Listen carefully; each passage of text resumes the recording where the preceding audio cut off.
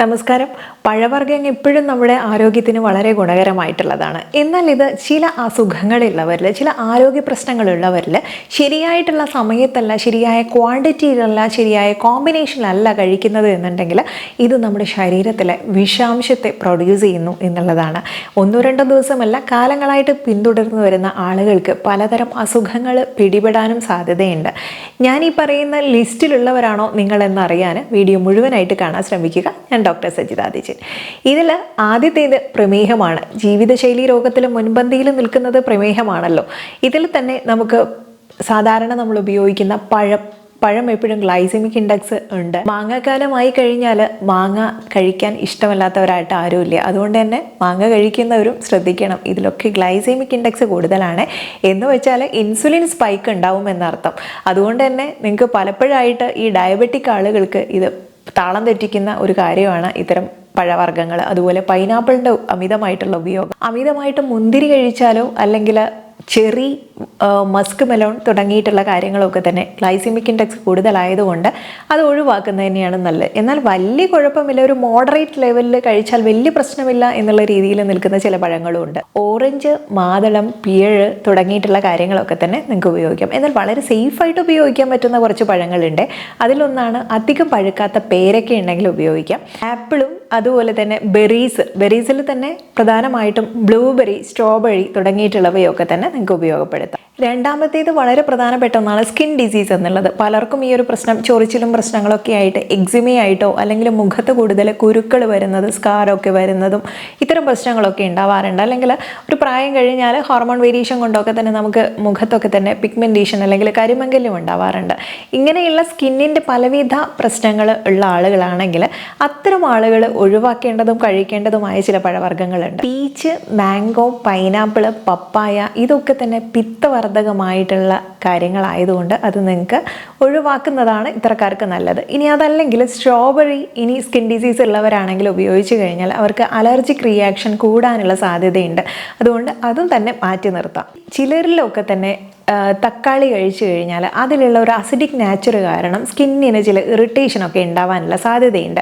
അതുപോലെ ഒരു big no പറയേണ്ട ഒരു കാര്യമാണ്, ഒരു കോമ്പിനേഷനാണ്. തുടർച്ചയായിട്ട് നിങ്ങൾക്ക് പലരും ശ്രദ്ധിച്ചിട്ടുണ്ടോ എന്നറിയില്ല, സ്കിന്നിന് പല അസുഖങ്ങളുള്ളവരൊക്കെ ആണെങ്കിൽ നിങ്ങൾ ഫ്രൂട്ട്സും മിൽക്കും കൂടെ തുടർച്ചയായിട്ട് അടിച്ച് ജ്യൂസാക്കി ഒക്കെ തന്നെ ഷെയ്ക്കാക്കി ഒക്കെ തന്നെ കുടിക്കാറില്ലേ? അങ്ങനെ ചെയ്യുമ്പോൾ ഈ ഒരു സ്കിന്നിൻ്റെ പ്രശ്നങ്ങളൊക്കെ തന്നെ വഷളാവുന്നതായിട്ട് കണ്ടിട്ടുണ്ട്. ഇനി അതുപോലെ നമുക്ക് സേഫായിട്ട് ഈ സ്കിൻ ഡിസീസിൽ ഉപയോഗിക്കാൻ പറ്റുന്ന ചില പഴങ്ങളുണ്ട്. പിത്തദോഷം ഇംബാലൻസ് വരുമ്പോഴാണ് സ്കിന്നിൽ അധികം പ്രശ്നങ്ങളൊക്കെ വരുന്നത്. അതുകൊണ്ട് നിങ്ങൾക്ക് ഉപയോഗിക്കാൻ പറ്റുന്നത്, ഈ ഒരു പ്രശ്നമില്ലാത്തത് ആപ്പിള്, പിയർ അല്ലെങ്കിൽ ധാരാളം വെള്ളം അടങ്ങിയിട്ടുള്ള വാട്ടർമെലോൺ പോലെയുള്ള കാര്യങ്ങളൊക്കെ ഉണ്ടല്ലോ, അല്ലെങ്കിൽ മസ്ക് മെലോൺ, വാട്ടർമെലോൺ തുടങ്ങിയിട്ടുള്ള കുക്കുംബർ പച്ചക്കറിയായിട്ട് വരും. ഇത്തരം കാര്യങ്ങളൊക്കെ തന്നെ നിങ്ങൾക്ക് ഉൾപ്പെടുത്തുന്നത് സ്കിന്നിന് ഏറെ നല്ലതാണ്. ഇനി അതിൽ എടുത്തു പറയേണ്ട ഒന്നാണ്, പ്യൂരിഫിക്കേഷനൊക്കെ നടത്താനും നല്ലൊരു ആൻറ്റി ഓക്സിഡൻ്റ് ആയിട്ടും സ്കിന്നിൻ്റെ ഒരു സൂപ്പർ ഫുഡായിട്ട് പറയുന്നതാണ് മാതള നാരങ്ങ അല്ലെങ്കിൽ പോമഗ്രാനൈറ്റ്, അനാർ എന്നൊക്കെ പറയുന്നത്. ഇത് നിങ്ങൾക്ക് വളരെ സേഫായിട്ട് ഉപയോഗിക്കാൻ പറ്റുന്നതാണ്. ഇനി കൊളസ്ട്രോൾ ഉണ്ടെങ്കിൽ അധികമായിട്ട് തേങ്ങയുടെ ഉപയോഗം കുറയ്ക്കുന്നത് എപ്പോഴും നല്ലതാണ്. ഹൈ ഫാറ്റ് ഉള്ളത് കൊണ്ട് തന്നെ. പിന്നെ അതുപോലെ നല്ല കലോറി ഉള്ളതാണ് പഴം. മാംഗോസ് അധികമായി കഴിച്ചാലും അല്ലെങ്കിൽ നമ്മുടെ ചക്കയൊക്കെ തന്നെ അധികമായിട്ട് പഴുത്തത് കഴിക്കുന്നതും ഒക്കെ തന്നെ ഉപയോഗിച്ച് കഴിഞ്ഞാൽ ഇതൊക്കെ അത്യാവശ്യം ഹെവി ആയതുകൊണ്ട് അധികമായിട്ട് ഉപയോഗിച്ചാലുള്ള കാര്യമാണ് പറഞ്ഞത്. കൊളസ്ട്രോളിന് അത്ര തന്നെ നല്ലതല്ല. ഇനി അതുപോലെ നമുക്ക് ഉപയോഗിക്കാൻ പറ്റുന്ന പഴങ്ങൾ ആപ്പിള്, ഓറഞ്ച്, ബെറികൾ, അവക്കേഡോ അല്ലെങ്കിൽ പേരയ്ക്ക, ഇനി ഇത്തരം കാര്യങ്ങളൊക്കെ നല്ലതാണ്. ഇനി കൊളസ്ട്രോളിന് അതുപോലെ മാതള നാരങ്ങ ഇതിലും വളരെ ബെസ്റ്റാണ്. ഫൈബർ കൂടുതൽ അടങ്ങിയിട്ടുള്ള കാര്യങ്ങൾ കഴിച്ചു കഴിഞ്ഞാൽ നമുക്ക് കൊളസ്ട്രോളിനെ കുറയ്ക്കാം എന്നുള്ളത് മനസ്സിലാക്കി വയ്ക്കുക. അപ്പോൾ ഫൈബർ ഏറ്റവും കൂടുതൽ അടങ്ങിയിട്ടുള്ള കാര്യങ്ങളൊക്കെ ഡയറ്റിൽ ഉൾപ്പെടുത്തുക എന്നുള്ളതാണ് കൊളസ്ട്രോളിനെ പ്രതിരോധിക്കാനുള്ളൊരു മാർഗം. നെർവ് വീക്ക്നെസ് ഉള്ള ആളുകളിൽ, സർക്കുലേഷൻ കുറവുള്ള ആളുകളിലൊക്കെ തന്നെ ശ്രദ്ധിക്കേണ്ട ഒരു കാര്യമുണ്ട്. നമ്മുടെ സർക്കുലേഷൻ കുറയ്ക്കുന്ന രീതിയിലുള്ള ഹെവി ആയിട്ടുള്ള ആഹാരങ്ങൾ പഴം പറയുന്നുണ്ട്. അതുപോലെ ഹെവി ഡൈജഷന് സാധ്യതയുള്ളതാണ് ഗ്രേപ്സ്, അതുപോലെ സപ്പോട്ടയിൽ നല്ല സ്വീറ്റ് അടങ്ങിയിട്ടുണ്ട്.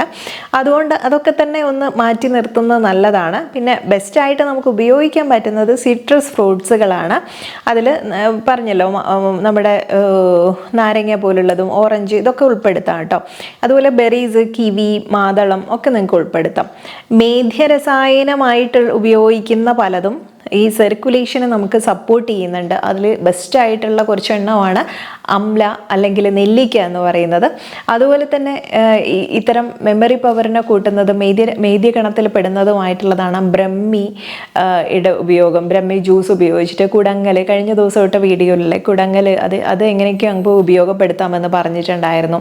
ഇത് ഉപയോഗിക്കുന്നത്, അശ്വഗന്ധയുടെ ഉപയോഗം, ശതാവരിയുടെ ഉപയോഗം, ഇതൊക്കെ തന്നെ നിങ്ങൾക്ക് ഇത്തരം നെർവ് റിലേറ്റഡ് ആയിട്ടുള്ള പ്രശ്നങ്ങളെയൊക്കെ ഇല്ലാതാക്കാനും നന്നായിട്ട് സർക്കുലേഷൻ കൂട്ടാനും ഒക്കെ സഹായിക്കുന്നതാണ്. അപ്പം ഞരമ്പുകൾക്കും ഒക്കെ തന്നെ വീക്ക്നെസ് വന്നിട്ടുള്ള ആളുകളും തരിപ്പും മരവിപ്പൊക്കെ ഉള്ള ആളുകൾക്കൊക്കെ തന്നെ അങ്ങനെയുള്ള കാര്യങ്ങൾ ഉപയോഗിക്കാം. അതിനെക്കുറിച്ച് കൂടുതൽ വീഡിയോസ് മുൻപ് ചെയ്തിട്ടുണ്ട്, കണ്ടു നോക്കാം. കോൾഡ്, സൈനസൈറ്റിസ് പ്രശ്നങ്ങൾ, അലർജി ഒക്കെ ഉള്ളവരാണെങ്കിൽ അങ്ങനെയുള്ളവരായിരിക്കും ഏറ്റവും കൂടുതൽ ഉണ്ടാവുക. അങ്ങനെയുള്ളവർക്ക് നമ്മൾ ഫ്രിഡ്ജിൽ വെച്ചിട്ടുള്ള പഴവർഗ്ഗങ്ങളൊന്നും ഉപയോഗിക്കാതിരിക്കുക. പ്രത്യേകം ശ്രദ്ധിക്കുക, നൈറ്റിൽ ഫ്രൂട്ട്സ് ഒന്നും ഉപയോഗിക്കാതിരിക്കുക എന്നുള്ളതാണ്. അതിപ്പോൾ അലർജിയുള്ള ആളുകൾ മാത്രമല്ല, പൊതുവേ നമുക്ക് ഫ്രൂട്ട്സ് കഴിക്കാനുള്ളൊരു സമയം പകൽ സമയങ്ങളിലാണ്. രാത്രി സമയങ്ങളിൽ ഫ്രൂട്ട്സ് ഒഴിവാക്കുന്നതാണ് നല്ലത്. എല്ലാത്തിനും ചെറിയൊരു ഗ്ലൈസെമിക് ഇൻഡെക്സ്, നാച്ചുറൽ ഷുഗർ ആണെങ്കിൽ പോലും അത് പലപ്പോഴും നമ്മുടെ ഡൈജഷനെയൊക്കെ തന്നെ പ്രശ്നത്തിലാക്കുന്നുണ്ട്. അതുകൊണ്ട് ജീവിതശൈലി രോഗങ്ങളൊക്കെ വരാനും ഇത്തരം ഇൻസുലിൻ സ്പൈക്ക് ഉണ്ടാവാനൊക്കെ സാധ്യതയുള്ളത് കൊണ്ട് പകൽ സമയങ്ങളിൽ ഉപയോഗിക്കാവുന്നതാണ്. പിന്നെ ശ്രദ്ധിക്കാൻ ഉള്ളൊരു കാര്യം, ഡൈജഷൻ ശരിയായിട്ട് നടത്താൻ ഇത് ഭക്ഷണത്തിന് മുൻപാണ് ഫ്രൂട്ട്സ് കഴിക്കേണ്ടത് എന്നുള്ളതും കൂടെ ശ്രദ്ധിക്കണം. ഇനി സൈനസൈറ്റിസും പ്രശ്നങ്ങളും കോൾഡൊക്കെ ഉള്ളവരാണെങ്കിൽ ഒഴിവാക്കാൻ രാത്രി കാലങ്ങളിൽ നിങ്ങൾ തീർച്ചയായിട്ടും ഇത് ഒഴിവാക്കണം. പഴം അല്ലെങ്കിൽ വാട്ടർമെലോൺ, പിയഴ്, പീച്ച് ഇതൊക്കെ തന്നെ കഫദോഷത്തെ കൂട്ടുന്നുണ്ട് എന്നുള്ളത് കൊണ്ടും നല്ല പഴുത്ത പേരയ്ക്ക ഇങ്ങനെയൊക്കെ രാത്രി കാലങ്ങളിൽ ഒഴിവാക്കുന്നത് തന്നെയാണ് നല്ലത്. ഇനി ഏറ്റവും ബെറ്റർ ആയിട്ടുള്ളത് സോക്ക് ചെയ്തിട്ടുള്ള ഉണക്കമുന്തിരിയോ അല്ലെങ്കിൽ പേരയ്ക്കോ ഉപയോഗിക്കാം. ദഹന സംബന്ധമായിട്ടുള്ള പ്രശ്നങ്ങൾ, ഗ്യാസ്, ബ്ലോട്ടിംഗ് ഒക്കെ ഉള്ള ആളുകളാണ് ഭൂരിഭാഗം ആളുകളും. ഇങ്ങനെയുള്ളവർക്ക് ഉപയോഗിക്കാൻ പറ്റുന്ന ഒഴിവാക്കേണ്ടതുമായ പഴവർഗ്ഗങ്ങൾ നമുക്ക് നോക്കാം. ഭക്ഷണശേഷം തണ്ണിമത്തൻ കഴിക്കുന്നത് നല്ലതല്ല. ഭക്ഷണശേഷം ഹെവി ആയിട്ട് ഫുഡ് കഴിച്ചതിന് ശേഷം പഴം കഴിക്കരുത്. അല്ലെങ്കിൽ പൈനാപ്പിൾ ആയാലും തന്നെ അധികമായിട്ട് എടുക്കരുത്.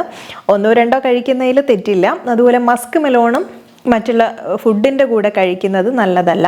ഇത് എപ്പോഴും മനസ്സിലാക്കണം. ഇതിലെല്ലാം നമ്മൾ മനസ്സിലാക്കി എടുക്കേണ്ട, ഇത് പഴം കഴിക്കുന്നതെന്നല്ല, ഫ്രൂട്ട്സ് ഒന്നും തന്നെ നമ്മുടെ മെയിൻ ഫുഡിൻ്റെ, ഹെവി ആയിട്ടുള്ള ഫുഡിൻ്റെ കൂടെ കഴിക്കുന്നത് ഒരിക്കലും നല്ലതല്ല. ഭക്ഷണത്തിന് മുൻപെയാണ് ഫ്രൂട്ട്സ് കഴിക്കേണ്ടത്, ഭക്ഷണം കഴിഞ്ഞിട്ടുമല്ല കഴിക്കേണ്ടത്. ഇത് പ്രത്യേകം ശ്രദ്ധിക്കുക. ഇത് ഈ രീതിയിലൊക്കെ കഴിച്ചുകൊണ്ട് എന്താ എന്നുള്ള ചോദ്യം പലരും ചോദിക്കാറുണ്ട്. അത് ആവശ്യമുള്ളവർക്ക് മാത്രം എടുക്കാനുള്ള വീഡിയോ ആണിത്.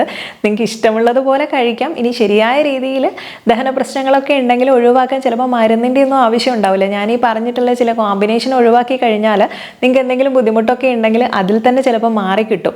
അതുകൊണ്ട് അങ്ങനെയൊക്കെ ഒന്ന് ഫോളോ ചെയ്ത് നോക്കുക. ഇനി പൊട്ടാസ്യം പ്രോബ്ലം ഉള്ളവരോ കിഡ്നി പ്രശ്നങ്ങളുള്ളവരോ ഒക്കെ ആണെങ്കിൽ നിങ്ങൾ ഒഴിവാക്കേണ്ടതും കഴിക്കേണ്ടതുമായ പഴവർഗ്ഗങ്ങളാണ്. ഇതിൽ ഒരു ലിമിറ്റ് ചെയ്ത് കഴിക്കേണ്ടതാണ്. അതുകൊണ്ട് ഹൈ പൊട്ടാസ്യം അടങ്ങിയിട്ടുള്ള ചില പഴത്തിൽ നല്ല പൊട്ടാസ്യം അടങ്ങിയിട്ടുണ്ട്. അതുപോലെ തന്നെ അവോക്കേഡോ, ഓറഞ്ച്, കിവി, പ്രത്യേകിച്ച് കിഡ്നി പേഷ്യൻസ് ഇവ ഒഴിവാക്കാം. ഇനി ഫ്രൂട്ട്സ് എല്ലാം നല്ലതാണ്. ഇത് പലപ്പോഴും നമ്മൾ റോങ് ടൈമിലും റോങ് കോമ്പിനേഷനിലും റോങ് ക്വാണ്ടിറ്റിയിലുമാണ് കഴിക്കുന്നത് എന്നുള്ളത് കൊണ്ടുള്ള പ്രോബ്ലം മാത്രമേ ഉള്ളൂ. ഇത്രയും കാര്യങ്ങളൊക്കെ നമ്മൾ പറഞ്ഞു. നിങ്ങൾ ഒരു കാര്യം ശ്രദ്ധിച്ചോ, ഒരുപാട് അസുഖങ്ങൾ നമ്മൾ പറഞ്ഞു എന്നുണ്ടെങ്കിലും ഇതിലൊക്കെ തന്നെ നമുക്ക് കഴിക്കാം എന്ന് പറഞ്ഞതിൽ ഉൾപ്പെട്ടിട്ടുള്ള ഒന്നാണ് മാതള നാരങ്ങ അല്ലെങ്കിൽ പോമഗ്രാനറ്റ്, അനാർ എന്നുള്ളത്. അപ്പോൾ ഇതൊരു സൂപ്പർ ഫുഡാണെന്ന് മനസ്സിലായില്ലേ? ഇതിനെ കുറിച്ചിട്ട് ചരക സംഹിതയിൽ വളരെ നല്ലൊരു റെഫറൻസ് പറയുന്നുണ്ട്. ദാഡിമം ലഘു സ്നിഗ്ധം ഹൃദ്യം ദീപനം പാചനം ത്രിദോഷക്തം വിശേഷേണ വാതപിത്ത പ്രശമനം. വിശപ്പുണ്ടാക്കാൻ നല്ലതാണ്, ദഹനം നന്നായിട്ട് നടത്തുന്നുണ്ട്, എല്ലാ ദോഷാനുസിനെയും ബാലൻസ് ചെയ്യുന്നതുകൊണ്ട് തന്നെ ആരോഗ്യം സംരക്ഷിക്കുന്നുണ്ട്, ദാഹം അകറ്റാനും ദേഹത്തെ ചുട്ടുപുകച്ചിലൊക്കെ കുറയ്ക്കാനും വയറിളക്കം, IBS, ഇറിറ്റബിൾ ബവൽ സിൻഡ്രോം പോലുള്ള പ്രശ്നങ്ങളൊക്കെ ഉണ്ടല്ലോ, നമ്മൾ ഭക്ഷണം കഴിച്ചാൽ ഉടനെ തന്നെ ടോയ്ലറ്റിൽ പോകണം എന്ന് തോന്നുന്ന ഒരവസ്ഥ, ഇതൊക്കെ മാറ്റാൻ ഏറെ നല്ലതാണ്. ബ്ലഡ് ഡിസോർഡേഴ്സിൽ നമുക്കിതിനെ കൊടുക്കാൻ പറ്റുന്ന നല്ലൊരു ഫ്രൂട്ടാണ്. അതുപോലെ ഓക്സിഡേറ്റീവ് സ്ട്രെസ് കുറയ്ക്കാനും ധാരാളം ആൻറ്റി ഓക്സിഡൻസ് അടങ്ങിയിട്ടുള്ളതും സർക്കുലേഷൻ കൂട്ടാൻ സഹായിക്കുന്നത്, ഹീമോഗ്ലോബിൻ കൗണ്ടൊക്കെ കൂട്ടുന്നുണ്ട്. അതുകൊണ്ട് വിളർച്ചയുള്ള ആളുകൾക്കൊക്കെ തന്നെ ഡയറ്റിൽ ഉൾപ്പെടുത്താൻ പറ്റുന്ന ഒന്നാണ്. പിന്നെ സ്കിൻ കെയറും ഹെയർ കെയറും ഒക്കെ ആഗ്രഹിക്കുന്നവരാണെങ്കിൽ അവർക്ക് ഏറ്റവും നല്ലൊരു ഓപ്ഷനാണിത്. ഇൻഫ്ലമേഷൻ കുറയ്ക്കുന്നുണ്ട്, സർക്കുലേഷൻ കൂട്ടുന്നുണ്ട് എന്നുള്ളത് കൊണ്ട് തന്നെ നെർവ് വീക്ക്നെസ് ഉള്ള ആളുകൾക്കും ഒക്കെ തന്നെ വളരെയധികം യൂസ്ഫുൾ ആയിട്ടുള്ളതാണ്. മെമ്മറി കുറവുള്ള ആളുകളൊക്കെ ആണെങ്കിൽ അവർക്കും ഇതിനെ ഉൾപ്പെടുത്താൻ പറ്റും ഡയറ്റിൽ. കൂടിയിരിക്കുന്ന പിത്തദോഷത്തെ കുറയ്ക്കാനുള്ള ഏറ്റവും നല്ലൊരു മാർഗ്ഗമാണ്. അതുകൊണ്ട് ദേഹത്ത് ചുട്ടുപൊകച്ചിലും പ്രശ്നങ്ങളൊക്കെ അനുഭവിക്കുന്നവരുണ്ടെങ്കിൽ അവർക്ക് നല്ലൊരു ഓപ്ഷനാണ്. നമുക്ക് ദേഹത്ത് പിത്തദോഷം കൂടിക്കഴിഞ്ഞാൽ ഒരുപാട് സ്കിന്നിന് പ്രശ്നങ്ങൾ വരാൻ സാധ്യതയുണ്ട്. പിഗ്മെൻറ്റേഷന് വരാം, അല്ലെങ്കിൽ മുഖത്ത് കൂടുതൽ പിമ്പിൾസ് വരാം, മുടി കൊഴിയാം, ഇതെല്ലാം മാറ്റും. അപ്പോൾ ഈ പൊമഗ്രാനറ്റ് കഴിച്ചാൽ നമ്മുടെ സ്കിന്നിന് നല്ല ഗ്ലോ കിട്ടാനും പിഗ്മെൻറ്റേഷനൊക്കെ ഉണ്ടെങ്കിൽ കുറയാനും നല്ലൊരു ആൻറ്റി ഏജിങ് ആയിട്ടും കൊളേജൻ്റെ പ്രവർത്തനത്തിനും ഒക്കെ സഹായിക്കുന്നുണ്ട്. മുടി കൊഴിച്ചിൽ അകറ്റുന്നുണ്ട്. അതുകൊണ്ട് തന്നെ ലോ ഗ്ലൈസേമിക് ഇൻഡെക്സ് ഉള്ള കാര്യങ്ങളാണ് നമ്മൾ എപ്പോഴും ഉപയോഗിക്കേണ്ടത്. ഇതൊരു മോഡറേറ്റ് ലെവലിൽ ഉപയോഗിച്ച് കഴിഞ്ഞാൽ ഞാൻ ഈ പറഞ്ഞിട്ടുള്ള ഗുണങ്ങളൊക്കെ ഉണ്ട്. ഇനി നല്ലതാണല്ലോ എന്നോർത്ത് അമിതമായിട്ട് ഉപയോഗിക്കുകയും ചെയ്യരുത്.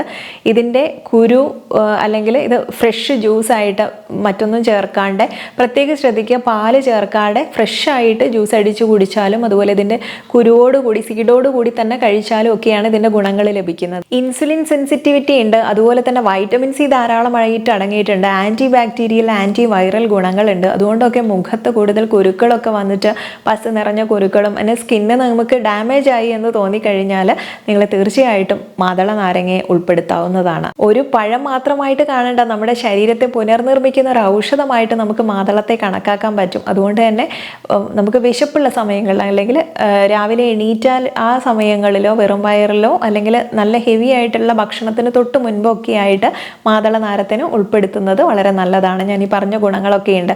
അപ്പോൾ ഫ്രൂട്ട്സ് തന്നെ നല്ലതാണെങ്കിലും ഏത് അളവിൽ ഏത് സമയത്ത് ഏത് കോമ്പിനേഷനിൽ കഴിക്കണം എന്നുള്ളത് ഇനിയെങ്കിലും ശ്രദ്ധിക്കണേ. ഇത്തരം ചെറിയ ചെറിയ കാര്യങ്ങളൊക്കെ നോക്കിക്കഴിഞ്ഞാൽ ചിലപ്പോൾ വലിയ വലിയ മാറ്റങ്ങൾക്കുള്ള ഒരു കാരണമായി തീരും. അതുകൊണ്ട് കണ്ടു കഴിഞ്ഞാലും മറ്റുള്ളവർക്കും കൂടെ ഷെയർ ചെയ്യാൻ മറക്കരുത്. നെക്സ്റ്റ് ഒരു വീഡിയോയിൽ നല്ലൊരു വിഷയവുമായി വീണ്ടും കണ്ടുമുട്ടാം. നന്ദി.